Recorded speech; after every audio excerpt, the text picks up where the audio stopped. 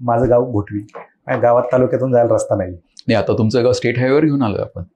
तालुक्यातून जायला रस्ता नाही आहे ना, आता सुरू झालाय. तुम्हाला कल्पना नसेल, अर्थात आहे, काम चालू आहे. श्रीगोंद्याचं मी जसं मगाशी सांगितलं की सत्य असणं किती महत्वाचं आहे. दुर्दैवाने काय झालं की रस्ते विकास आराखडा हा दर 20 वर्षानंतर प्रत्येक राज्यामध्ये, आपल्या राज्यामध्ये होत असतो. बरोबर.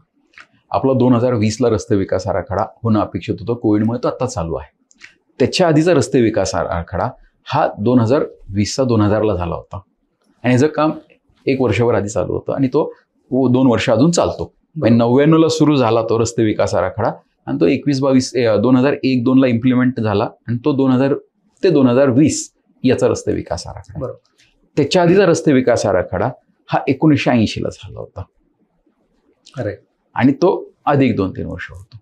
आता मी हे सांगण्याचं कारण असं आहे, ह्या दोन्ही पिरियडमध्ये दादा आमदार नव्हते, त्यामुळे रस्ते नकाशावरच घेता आले नव्हते. पण आता तुम्ही आलात. मग आपण मागच्या काळामध्ये सरकारने, कोविडचा पिरियड होता, रस्ते विकास आराखडा चालू होता.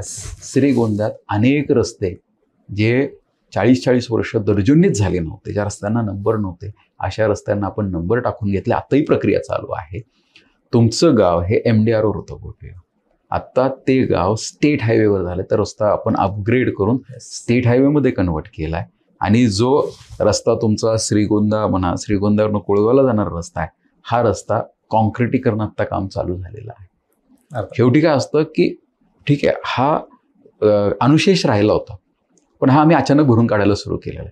म्हणजे मागच्या 5 वर्षामध्ये इतकी कामं मंजूर आहेत आणि सुरू आहेत. काही कामं प्रगतीपथावर आहेत, काही कामांना आता वेग यायला लागलेला आहे.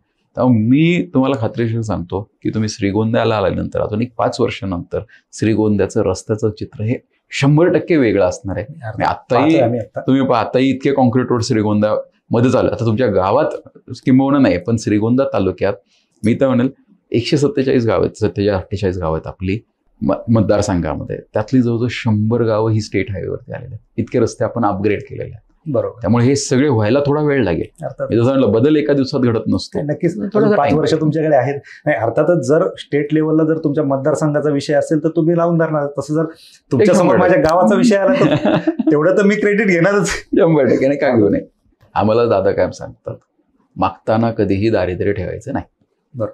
तुम्ही पदर पुढे केला, तो एकासाठी केलाय का 1000साठी केलाय, मागताना दारिद्र्य ठेवायचं नाही. बरोबर. त्या पद्धतीने जिथे संधी, जसं तुम्ही आता मागता इथे ही संधी सोडली नाही, तसं संधी कधीही सोडायची नाही. अर्थात जी संधी मिळेल त्या संधीचं सोनं करायचंच, नक्कीच कडेपर्यंत न्यायचा प्रयत्न करायचा.